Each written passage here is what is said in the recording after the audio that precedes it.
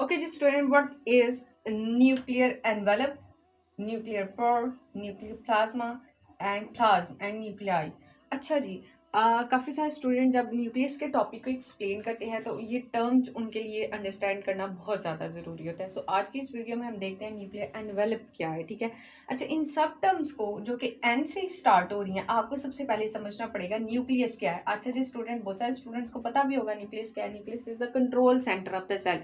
जैसे हमने स्टार्ट में पढ़ा था ना, जैसे किसी भी सिटी को गवर्नमेंट जो है वो इंस्ट्रक्ट कर रही होती है, इसी तरह सेल के अंदर जितनी भी एक्टिविटीज परफॉर्म हो रही होती हैं, सेल का जो मेन कंट्रोल सेंटर है, जो इनको इंस्ट्रक्शन दे रहा होता है कि क्या काम कब होगा, ठीक है, वो है जी हमारे पास न्यूक्लियस। अब आप लोगों को पता है न्यूक्लियस एक ऐसी ऑर्गेनेली है जो कि डबल मेम्ब्रेन बाउंड है, ठीक है।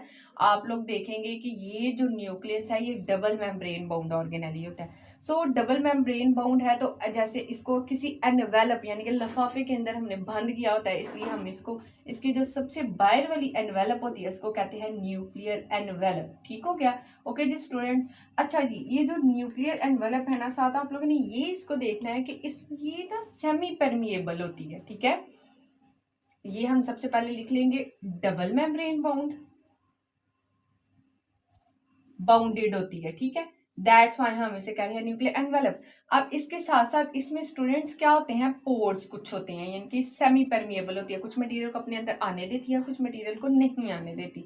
सो इनमें जो पोर्स यानी कि सुराखदार जो मेम्ब्रेन होती है ना, वो इसे हम कह रहे होते हैं क्या है, न्यूक्लियर, यानी कि न्यूक्लियस के जो पोर्स होते हैं, ठीक है। Is that clear. अब आ जाते हैं हम न्यूक्लियर प्लाज्म में। प्लाज्म कहते हैं फ्लूइड, यानी कि जो जेली लाइक मटेरियल होता है न्यूक्लियस के अंदर। ये जो अंदर आप लोगों को सारा ये जो जेली लाइक मटेरियल नजर आ रहा है, जितनी भी स्पेस नजर आ रही है, तो इसको कहेंगे हम न्यूक्लियर प्लाज्म कहेंगे, ठीक है। और उसके बाद आ जाता है हमारे पास न्यूक्लियाई। अच्छा जी स्टूडेंट, न्यूक्लियाई क्या है? न्यूक्लियाई का हम कहते हैं न्यूक्लियर प्लाज्म के अंदर ही वन और मोर स्मॉल बॉडीज कुछ ऐसी होती हैं जिन्हें हम न्यूक्लियर प्लाज्म कह रहे होते हैं, ठीक है। स्मॉल बॉडीज इसको नाम दे देते हैं, जो कि किसके अंदर होती हैं, न्यूक्लियर प्लाज्म के अंदर होती हैं, ठीक है। तो इन स्मॉल बॉडीज को स्टूडेंट्स हम क्या कहते हैं, न्यूक्लियाई। और ये यहाँ पे आ गया जेली लाइक मटेरियल। ओके। अच्छा जी, इसके बाद हम देखते हैं कि कुछ इस तरह से थ्रेड लाइक स्ट्रक्चर्स जो के अंदर बने हुए होते हैं न्यूक्लियस के अंदर, न्यूक्लियर प्लाज्म के अंदर।